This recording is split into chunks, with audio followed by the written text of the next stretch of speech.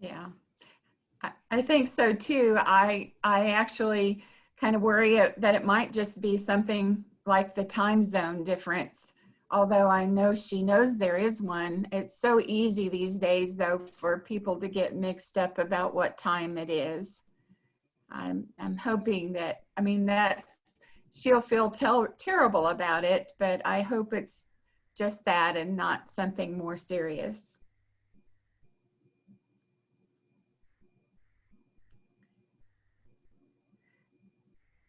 I'm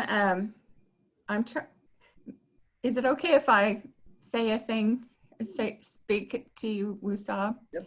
I was wondering, I think maybe we might have to quickly, as librarians often do, come up with an alternative plan. And I'm just wondering if we could call on our own faculty to help with this conversation.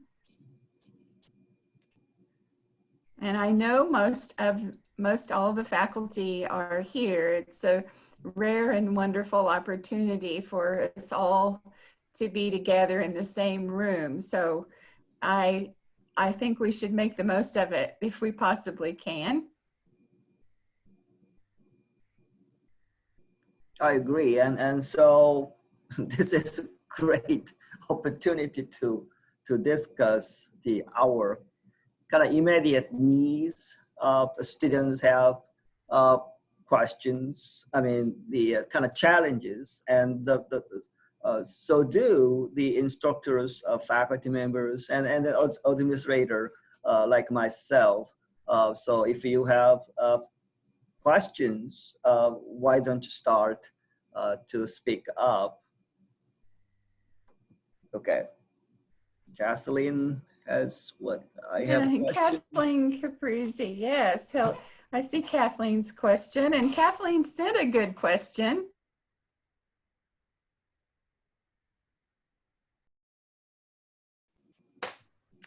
So Kathleen says, I have a question. What can we do to practice to invite diversity into the profession? That's a good question. I think Dr. Vardell is ready. I think she is too. I had an idea, something to share. So one area where I really think we need to focus on is recruitment. So usually it's a two-pronged thing, recruitment and retention.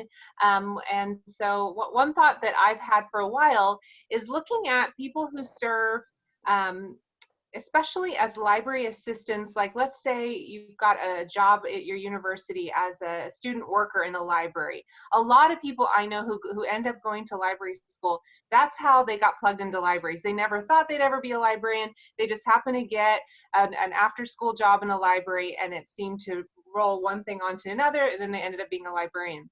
And I think there are a lot of people from underrepresented populations who are in those roles, but who may not realize that that is a career path, or may not have the mentors in place to do that. So I'm hopeful that we do a better job of reaching out to people who serve as library assistants, or who have like I said, those work study kind of jobs, to encourage them to think about librarianship as a potential profession. I really think that's really key. I think the data shows that we are doing a better job with recruitment. We need to do a better job with retention too, once people are in the profession, making sure everyone feels welcome. But I really feel like that's key, that we have a profession that represents our diverse population, that they feel included and valued. So that's something I'm very passionate about, and I think will be a key in making sure that we as a profession represent the people that we're serving as well. Yeah, thank you, Dr. Vardell. And who else? Does anyone else in the audience, faculty or student, have something to say about that good topic?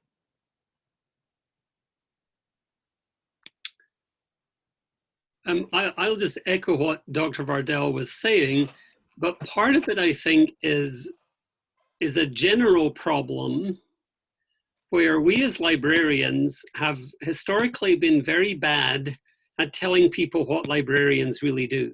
Mm-hmm.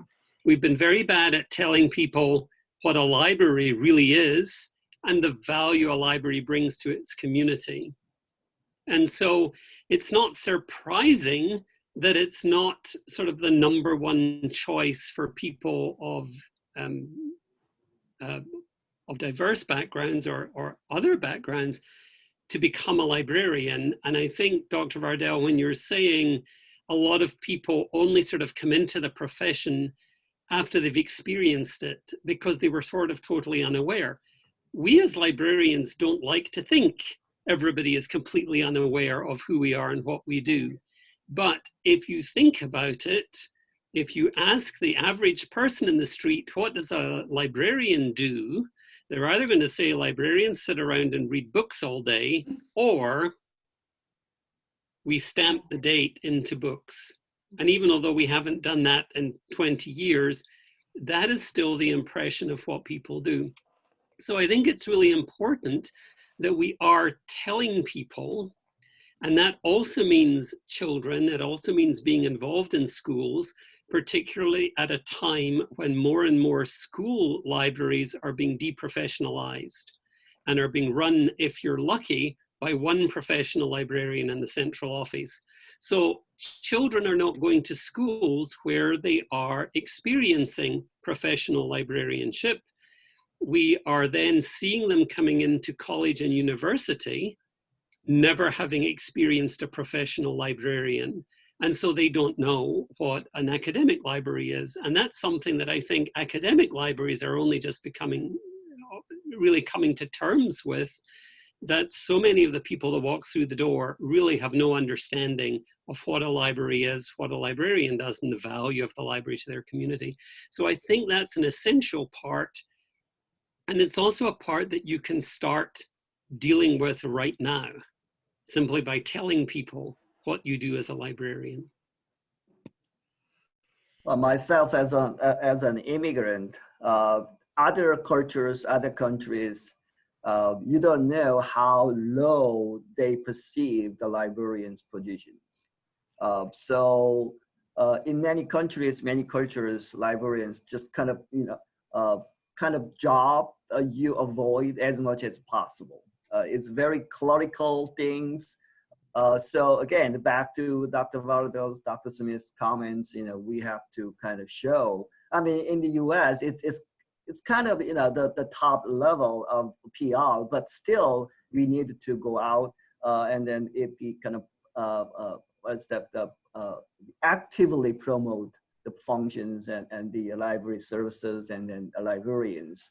That's a good thing. And I think, I'm not sure who is LK, but LK had a question about implicit bias. So I also have a question, how do we combat implicit bias in ourselves and others?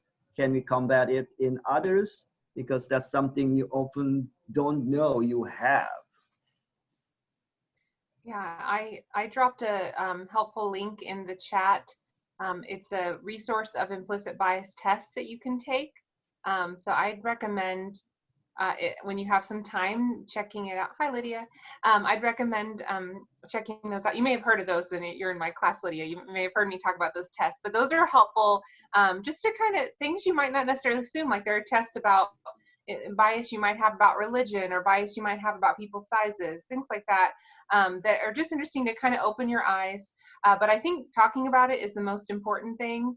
And when it comes to combating or addressing it when you recognize it in someone else, that's definitely some area where I've spent a lot of time thinking about this summer in response to the Black Lives Matter movement and protests, and what me as a white person can do that's not taking it over for me, or somehow, the white-splaining, mansplaining what it should be like to be in someone else's shoes. And what I've heard, what I've learned, what I've grown to think about is this: when you see something, say something. So a lot of people don't recognize when they're showing their own biases or their own prejudices. And so just simply saying, I maybe you want to say that a little bit differently, or what did you mean when you said that? And not necessarily, I'm the least, I hate conflict. So I'm a very conflict avoidant person, but I think if you can just ask someone, like, what did you mean when you said that? Just kind of opening the conversation. I think is the most productive way to do it. Because I think if we say that was racist, that may be true, and maybe that is necessary in some situations, but it's probably not the best way to start a conversation. So just asking someone to explain a little bit more is the kind of, when you see something, say something comment.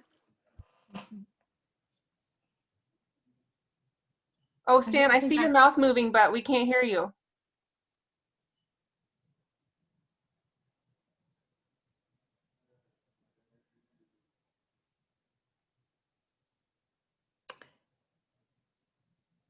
We'll wait for you if you can hear us. No? No, we can't hear you. I'm so sorry, Stan. Keep trying though. I don't know if everyone knows Dr. Stan Trembach. He's a first-year professor with us, so if you haven't had a chance to meet him, there he is. Hopefully we'll hear and from Dr. him. Bardell, thank you so much for introducing him. I was just thinking the same thing, that there might be people in our group who hadn't met him yet. So there was a question about the future of our profession. Somebody said, some people say it's a dying profession. So what do you think? Well, I was laughing. I was reading the comments and someone was saying people have been saying that for 30 years. I think people have been saying that for a whole lot longer than 30 years, and we're still here. I think it comes back to what I said before. What do people think a library is? And again, very often people will answer that it's a building with books in it. Now, there's nothing wrong with that answer on one level, but on another level, it completely misses the point. It's not about books. It's about the content of books. And libraries are places to bring people and information together. That's what we're doing. And it doesn't matter whether it's a book, it doesn't matter whether it's online, it doesn't matter if it's a video or an audio stream or a podcast. We're bringing people and information together. Books are not dead. If the archivists are here, they will tell you the best form of preservation for information that we know of at the moment is to print something out on acid-free paper, and as long as you've got a reasonable storage facility, you're good for 500 to 1,000 years. Our digital storage is not anything like that stable or secure. And so books are not going away. Print is not going away. I know we keep hearing this, but the data would not support that these days. Do we love online information? Yes, of course we do. It's great, it's wonderful. Is everything available on Google? No, of course it isn't. The last time I checked, which I will admit is a couple of years ago, because of the structure of the web and the structure of Google, Google is at best indexing something like 10 to 15% of what is freely available on the web. 10 to 15%, which means 85 to 90% of what is freely available on the web is not going to come to you through Google. So how are you going to find that? Because that's the majority, the vast majority of information on the internet is not coming through Google. And Dr. Vardell will remind me, because I just completely forgot the name of the book that the Faculty Book Club are reading now, but it's the Algorithms of Oppression. Thank you, thank you. And I was very struck with one part of the introduction of that that said, Google is really an advertising company. The purpose of Google is to sell advertising. The purpose of Google is not to provide you with information, accurate or otherwise. And that it's just looking at this a different way. It's not wrong that Google is that. They're perfectly entitled to be that. But I think how they've tried to place themselves is that they are the purveyors of information, when in fact, they are the purveyors of a very small amount of information ranked by monetary benefit to Google. That is not what a library does. We're not interested in ranking information based on the monetary gain to the library or the monetary gain to us personally. We are interested in getting you answers to your questions or getting you into information that will help you meet your needs, learn new things, develop your skills. So I don't think we're going away, as long as we tell people that that's what we're doing and we're not just checking out books. I think all of this is related to the good question also that Christy Webb added to the conversation a few minutes ago, saying, how can we build awareness of the function? And I think we have been talking about the function and also the value. And really, I think Dr. Smith just hit on that quite a bit. Does anybody have anything to add related to function and value? Building awareness of that? One of the things I love about the librarianship profession is we're all about being lifelong learners and cultivating lifelong learning. And so I think it's important to make sure we're staying relevant. And as a profession, I think we do a fairly good job of that, but we can always do better. And so if you look at the trends, I don't think the number of library positions are going down. We continue to have positions opening, but they're not what we might have normally thought of when we think about a librarian, especially in my background of medical librarianship. People are like a full-time systematic review librarian, and that's all they do. And it looks so different than what you might think of it when you think of librarian. So I think we need to be open and say, when we are showing our value, what do our patrons want? What do our customers want? Where's the demand? And make sure we're moving with that as is appropriate. We don't want to be persuaded by monetary means, like Andrew was saying, but just in terms of making sure that we're following the pulse. And I think, like I said, as a general rule, I think we do a good job of that, but it's always important to keep that in mind. I think that's a key element, as well as infusing marketing in library science education. We have a marketing elective that we have at SLIM that we offer, I think every 2 years or so. I try to talk about marketing here and there in my classes. So trying to think about ways to, again, build awareness is another thought I had. April Pearl made the good comment about how it is that middle and high school students don't think that people go to college to be librarians.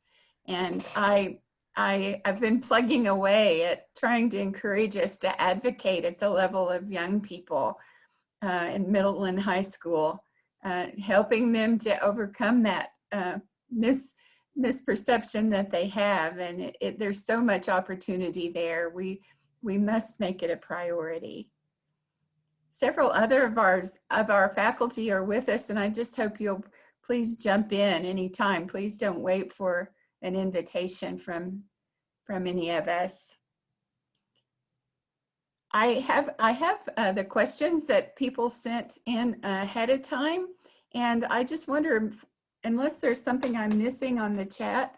And I would just also add that we're not the only profession that suffers from a lack of awareness and understanding. People like social workers, a lot of people don't know what social workers do. So I think I think there's a lot to be learned from looking at what other people are doing, collaborating, making relationships, because there's a lot of good work that's going on in our world. And just because you don't see it on TV doesn't mean that it's happening. So I just want to put that out. We're not alone in needing to market ourselves better.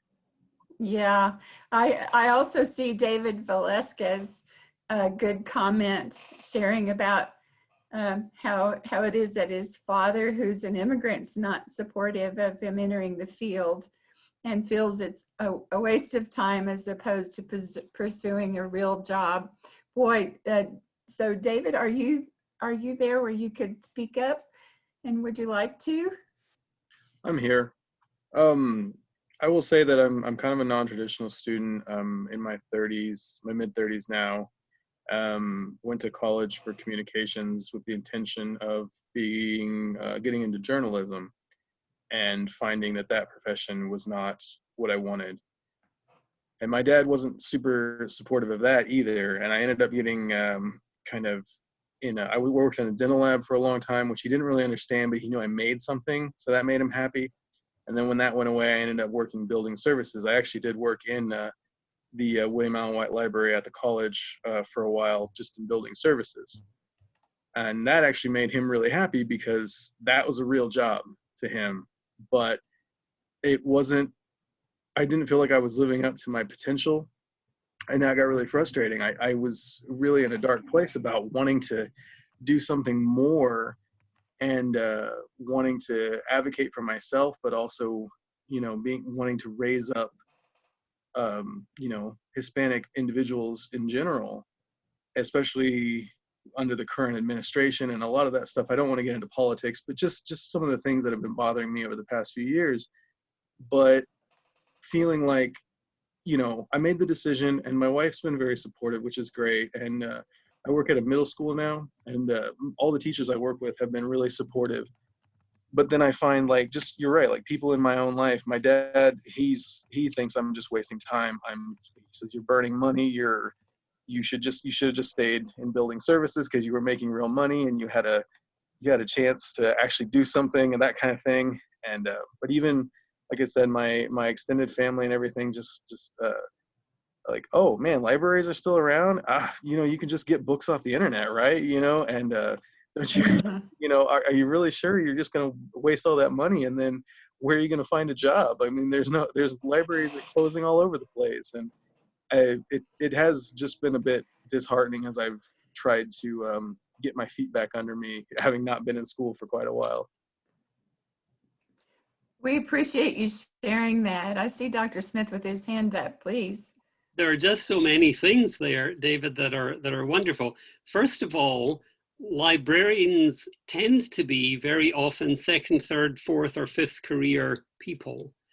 So I think the oldest student I've ever taught was 75, who was becoming a school librarian, which I thought was wonderful.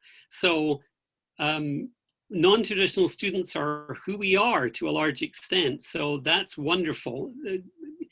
People who have been out in the world doing different things coming into the library profession bring a wonderful breadth of knowledge with them, and we absolutely need that. Just when you were saying that your dad doesn't really understand what you're doing, and this ties in with what Dean Jong was saying earlier, but what popped into my mind actually was an interview that I remember. It's several years ago, and it was one of the leading dancers at the Royal Ballet in London, Benazir Hussain, and she was either Indian or Pakistani. And she had come to the end of her dancing career, had been exceptionally successful. And she said, yes, her dad said something to her like, well, he was pleased she was stopping this because now she could get a real job. And I thought, I'm sorry, here's someone who has been one of the top dancers with one of the top companies in the world, and your dad still doesn't get it. He's just pleased that you're, whatever it is, 34, 35, when dancers tend to quit. And now you're going to get a real job, as if everything she had achieved up to that point was nothing. But I think the point is very much that there are some very strong cultural influences here. Very often also cultural influences dealing with whether cultures are written cultures or whether cultures are oral cultures. And cultures that are still very much in an oral frame rather than a written frame do not value the library in the same way because it's not as relevant to them, because what we provide predominantly is written information. If you're not coming from a culture that uses written information in the same way or values it, then obviously you won't value the library in the same way. So I think there were several comments about diversity and understanding our diverse constituents. And I think that's absolutely right. Part of the difficulty is, for us, I'm back to, we assume everybody knows what a library is. There may be people who know what a library is, but it's not perceived as relevant to them individually or to them as a culture, because we're dealing in one type of information that while we value it, is not valued the same way by everyone. And that's something that I don't think we've really been able to address yet, but we need to, because part of that is understanding what those different cultural values are and how we as librarians can bridge the information gap for people who are coming with a very different viewpoint of the structure of information, preservation of information, and communication. So thanks, David. You brought all that to my mind, which I thought was wonderful. Thank you. And I just want to put in one more plug for graduate school, that I think it's helpful if you're talking to somebody that's very money oriented, that graduate school is an investment. You can invest your money in lots of different things. I could have invested my money in American Airlines. At one point, that would have been smart. Right now, maybe not so much. Instead, I invested my money in me, and now I have a good job that's pretty stable. It's hard to let go of librarians or library professors. I mean, it does happen, but it's hard. It's a fairly stable job. It allows for a little more work-life balance than a lot of other jobs. Professional development, because it's not physically demanding, we can maybe work longer. So I would just encourage, if it resonates at all with you, to think about graduate school as investing in yourself, investing money in yourself that will pay dividends in years to come. So I'd like to call upon Gina Menger, our wonderful regional director in Oregon, to hear her stories. Oh, you want to hear my story? Yes, we do. So I decided to become a librarian when I was volunteering with an organization here in Oregon called SMART. It's Start Making a Reader Today, and they put adult volunteers into elementary school classes to read with students who are struggling to learn how to read. And at the end of my first year with them, they had a volunteer appreciation party in the school's library. And the librarian there said, this was the best job ever, because the kids come into the library and they're all excited about the books. And I thought that would be the best job ever. And so after a couple years, I finished my undergraduate degree, because I was on the 30-year plan for that, because I went to three different universities. I had 4 different undergraduate degrees. And when I decided to go to grad school is when I finally said, I got to finish my undergrad. So I went to Portland State University here in Portland. I went part-time for about 4 years and got my undergrad finally in applied linguistics, which I think is very relevant to librarianship in the context of children's services, which is what I decided to focus on. And so I went straight from my undergrad program 8 weeks later into the SLIM program here in Portland. And then 2 years later, I finished and got my master's degree. And I was working at the local electricity company, and they hired me into a position there as the knowledge manager for the IT department, which has a lot of similarities, I find, to working with children. So, and I also volunteered at one of our local library branches here in Portland the whole time that I was in the program, and continued volunteering for my professional organizations. When I graduated, the job market was a little tight, not as tight as it's probably going to be in the future, but it was still pretty tight. There weren't a lot of full-time jobs, and I couldn't live on a part-time job. So I stayed with the electric company in this knowledge manager job, because that did use the skills that I gained through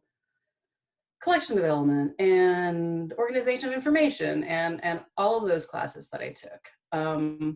But yeah, I was like 51 when I finished my graduate degree. And through the process of completing that, I also realized that one of the things that keeps me motivated is the lifelong learning part of it. And so when our previous director, Perry, was retiring and she asked me if I would be interested in this position, I thought about it and I'm like, I think I would, because I like academia and I like helping students succeed. And it gives me the opportunity to learn as much as the students are learning. So that's my story of what I found of value out of this program. Thank you very much. And Welcome. we have actually the newest regional director in Las Vegas. Where is Brandy Robin? Can you introduce yourself? Yeah, hi. My name is Brandy Robin, and I'm the new director of Las Vegas. Let's see if my, oh, okay. It says it won't let me turn on my video, but that's okay.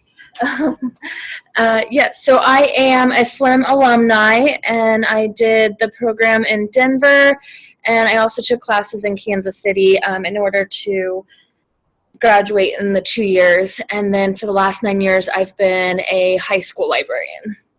And so while I was doing my undergraduate, I worked at the Topeka and Shawnee County Public Library, and that's where I found my love for libraries. So. Thank you, Brandy.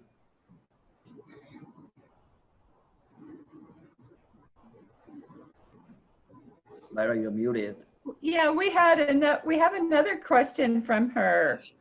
And I wish that I understand that Dr. Woolls is going to be joining us. She told me that she has had technical difficulties with her, with something in her system, and she said she was going to be joining though. So, but I don't think she's here yet. The question that Brandy asked would be a good one for her, but maybe some of us can also answer it. And it's how do I convince the 5th largest school district in the nation, which is Clark County School District, and I'm guessing that's in Nevada, right? Las Vegas. Yep, in Las Vegas. To reconsider doing away with school librarians. Well, that's a question I would love to answer. First of all, it's great to meet you, and thank you so much for joining us here at SLIM. We're looking forward to working with you. We hope you keep your advocacy for school libraries alive and well.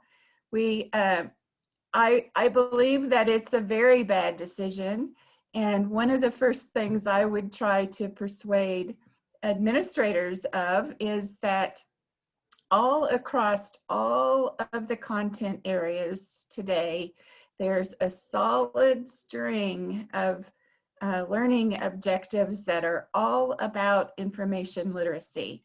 And it's school librarians, people who graduate from programs such as ours, that have the expertise to teach those skills. And so while content teachers have lots of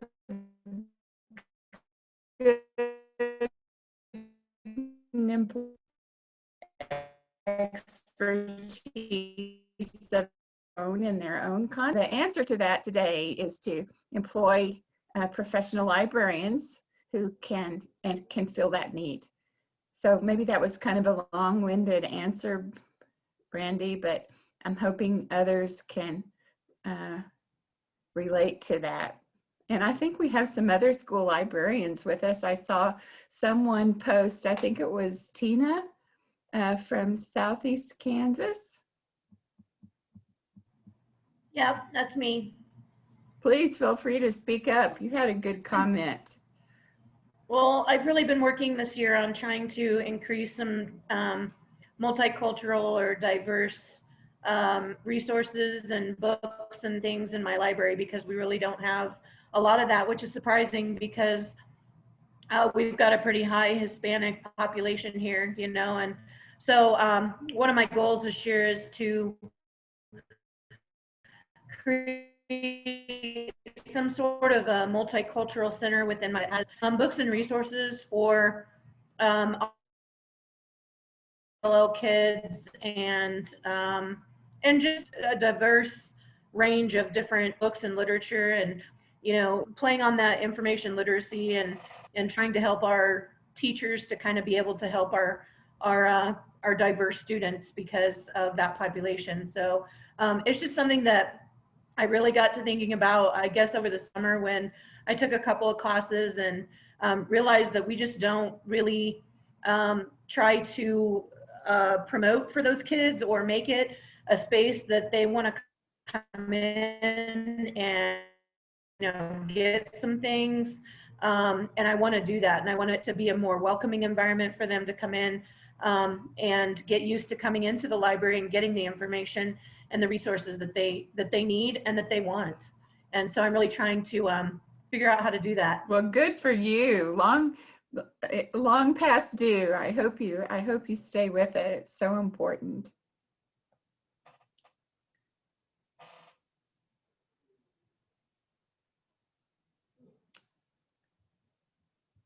Can we still hear each other? Sounds like things went very quiet. I think we're still here.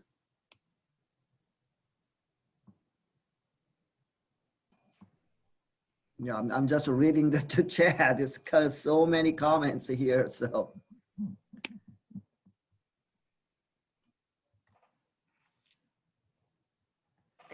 I see another question that would it be all right, Wusab, if I share another one that I think is really relevant to all of our students?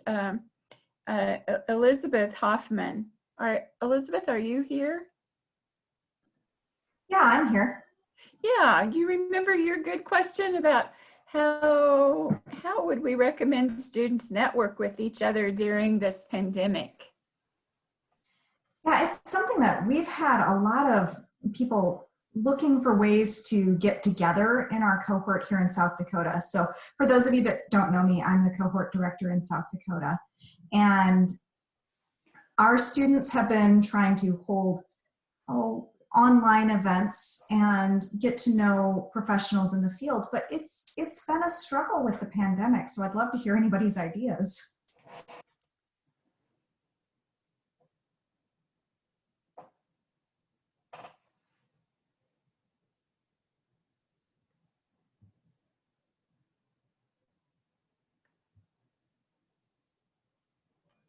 Well, at least I'm trying to get this big project done as soon as possible. It will take some time, but I'm trying to get the current students connected with the alumni who are working in libraries and other institutions so that you can get a network and then a mentoring process.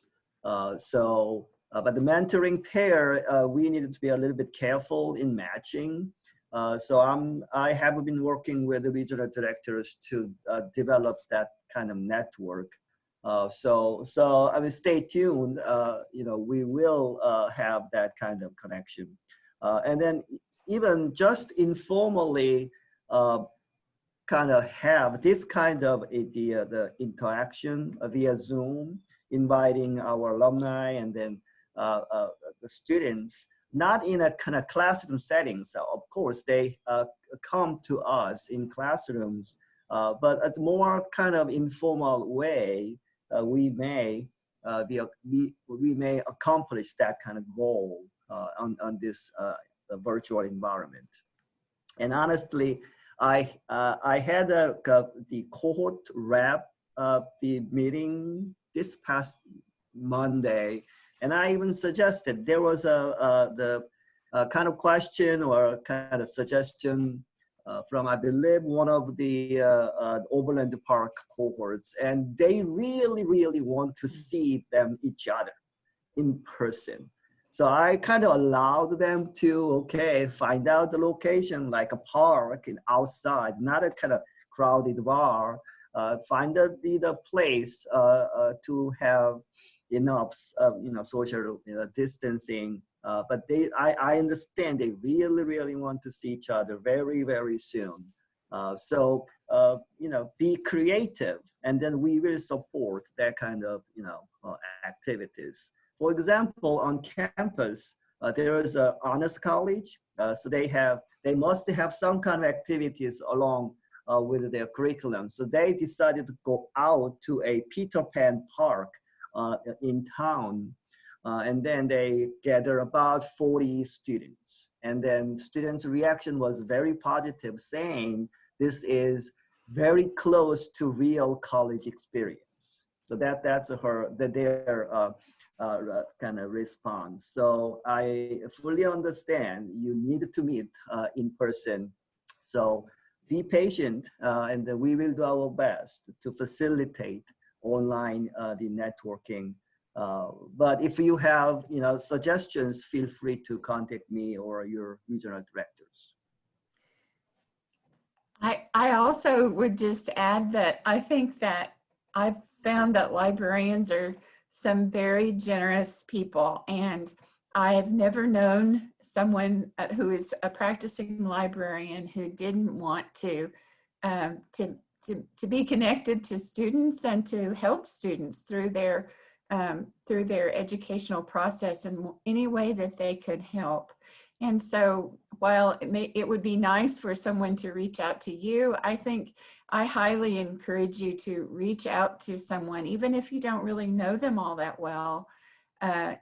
It would be a great thing to have someone that you can connect with personally. And we're going to have a program, the dean just described it. It sounds wonderful. But even until then, right now, I know people can be really kind of lonely and can use some special attention. And that's what I would really recommend. In my 801 class this semester, I've had students to do some interviews with practicing librarians. And it seemed like to me that those were really good conversations. And I'm hoping that people have seen them as ways to stay in touch with practicing librarians. So Elizabeth, how are we doing with your question? I think those are some really great answers. And I've been reading through the chat, and there's a lot of discussion going on there too. It looks like the Oregon cohort is using Discord to stay connected, which I love Discord. It's kind of a neat platform to use for that. So, and some of the other cohorts are using Facebook to stay connected. There's a suggestion about having regular virtual events, maybe some sort of events that we can plan based around topics that are interesting to students. And Candace has commented how much she's enjoying the open discussion today, and that this has really been a good way to connect with everyone. So that's wonderful to hear. Yeah. Is Dale Minobi, Dr. Minobi, are you there today now? I don't, yeah, there he is. Hi. You shared a really good question. Do you remember what your question was, or would you like for me to say it out loud? Well, regarding the soft skills? Is that the question? Yes, that was the one. How important do we think they are? Right? Yeah, Go ahead. But before that, I did have one question though. It was Dean John mentioned that our students can meet at parks. So I assume meeting at parks with social distancing and masks, or how? Yeah, what are the specifics of following that? the local, the conditions, the requirements. So okay. Oh, okay. And so in other words, we could have that, because the Salt Lake cohort wanted to meet, but I thought maybe it's not safe, and it couldn't be a Slim sponsored event. But but again, it's an agreement between the regional director and then the students, and then if you agree, I mean, okay. you know the situation locally most. I'm not seeing the Salt Lake City from Emporia, so okay. So it can be an official Emporia Slim event at a park. Yeah, if you agree, you're students, and then it's not kind of mandatory participation. No, it's informal thing. Okay, well, Mariah, I know you folks wanted to do something, so that maybe that's something we can do. Yep. Okay, great. And okay, my soft skills, especially these. I was just thinking, these times the challenges libraries are facing, or for instance, I was talking to Ethan Pickham, who was in the Oregon cohort, and then he moved to Bakersfield, California, and he's now part of the Nevada cohort. But he was saying that they had a patron. He's the director at the library at Bakersfield. Even though you have to make an appointment to go in the library, and there's curbside pickup, they had a patron run in and was apparently yelling at the staff saying, "It's a hoax. All this COVID is a hoax." So they had to deal with that.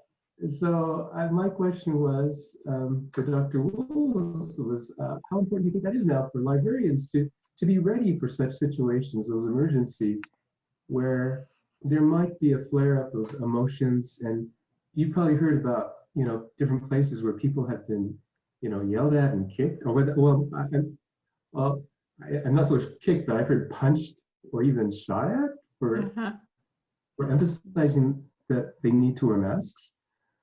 And I was just wondering what her thoughts were on the importance of soft skills. So for instance, what a counselor, a crisis counselor would use, but just basic skills for librarians to use. Yeah. So one of them I do know is that. Yeah, that's a good question. Yeah, and one of them I do know is important if you have a patron who's starting to yell and loud, it's always good to kind of be yourself to be calm and say, "Oh, I can't talk anymore until the sound level comes down. Then I'm happy to talk with you." Just kind of de-accelerate the whole situation and acknowledge. And I've heard Disney has this. They go acknowledge a situation, and thank them for bringing up some issue. But there's different steps to de-accelerate. But I was wondering what Dr. Woolls would say, her suggestion. Yeah, I'm sorry she's not here to speak to that. What about Dr. Bushman? Are you here, Dr. Bushman? Maybe she isn't. I'm sorry that she isn't, because I think she likes this topic too. Anyone else of the faculty like to join in? Or anyone of the group?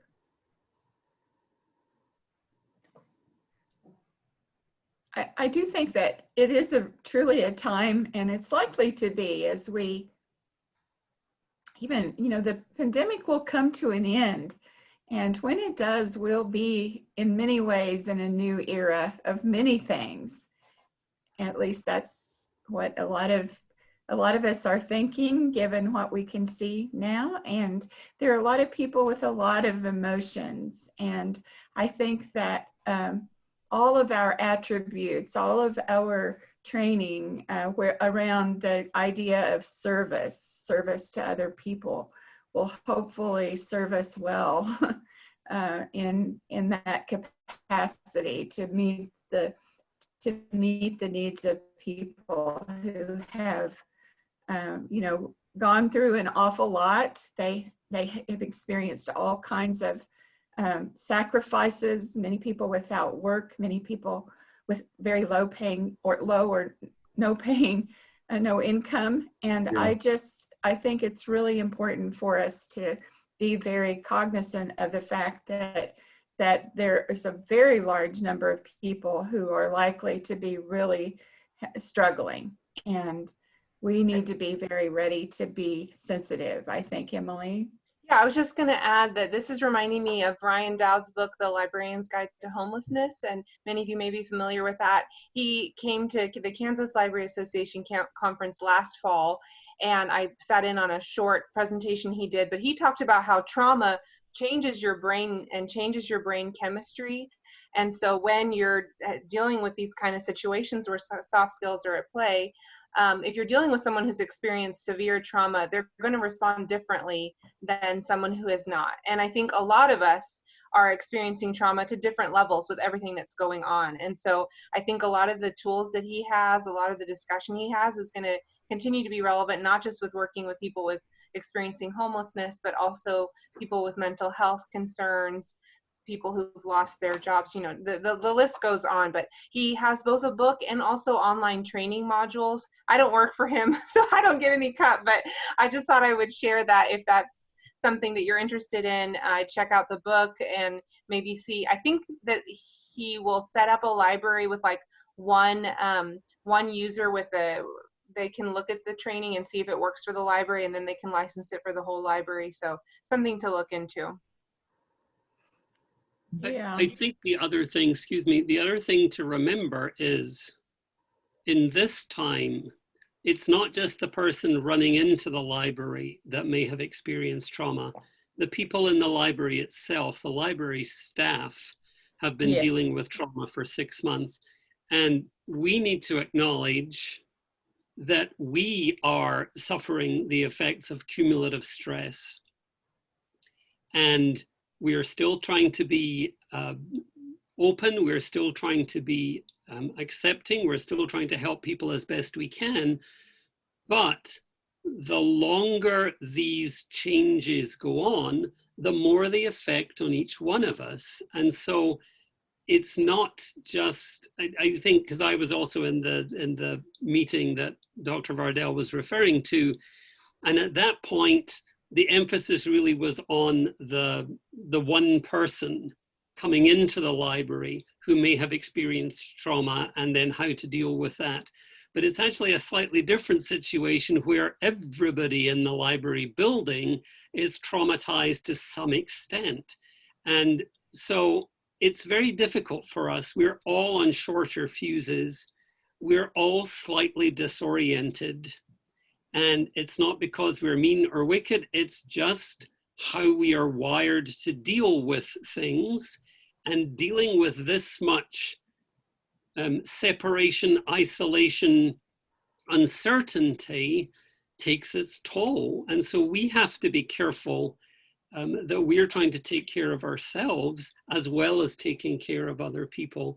And usually I think that the number one lesson for dealing with any of these conflict situations is remove yourself from the conflict. Don't move into it. Pull yourself back from it. If you're having the worst day of your existence up to now, you do not need to be the person helping that library patron who's having difficulty. Somebody else can step up and do that.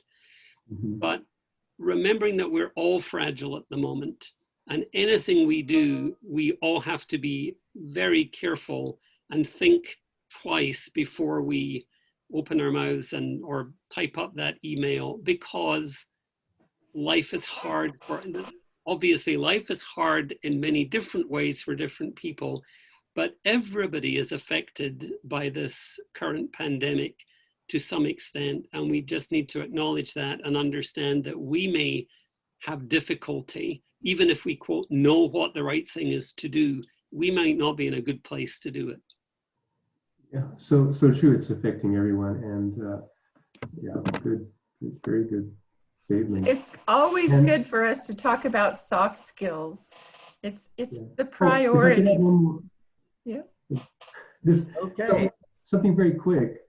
This is very quick. If a patron comes to you or anyone, acknowledge their thoughts and feelings. No one likes to be told, you shouldn't think like that. That's crazy. Just acknowledge what they're saying to you.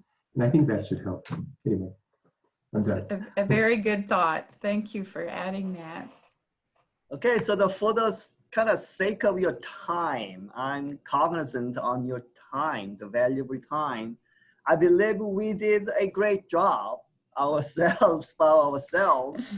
So for the students, I will honor my commitment, okay, for the scholarship. So based on our discussion today, so you write up something and then submit to your regional director. We will select, the faculty will select the winner of your essay, okay? So I will honor that the scholarship commitment, okay? So, and then this, I believe this is being recorded. So the other students will be able to watch after the fact. So Thank you very much. And I believe the Slim Tech Mike just archived the chat text as well for the students' information. And Yes. I really I appreciate the faculties and regional directors' inputs, and then student questions, comments. Thank you so much. Myra, you have? Yes, there are lots of good comments in the chat, and I just appreciate that they're being archived. And we thank everybody certainly for sharing them. And I want you to know that we're seeing them, even though we might not have mentioned every one of them. And we do really, we look forward to participating with you today. And I think that despite some technical difficulties, we did pull it off well, Dean Jung. So thank you so much for that. A much needed conversation. Andrew, you have a comment? I was just going to ask if we could reschedule Dr. Woolls. Yeah, She's I mean, a wonderful. we will talk. Right. She's a wonderful speaker, and I really would like the students to have the opportunity to hear her. And she has been particularly associated in her career with school libraries. So school librarians, I know you were wanting to hear her today. So yes, I would put in a vote to reschedule Dr. Woolls when we can. Yeah. This is a very understanding audience, and I'm going to be sure to tell her that. So we'll hope to have her again. Okay, so thank you very much and have a wonderful evening. Bye. Bye all. Thank you.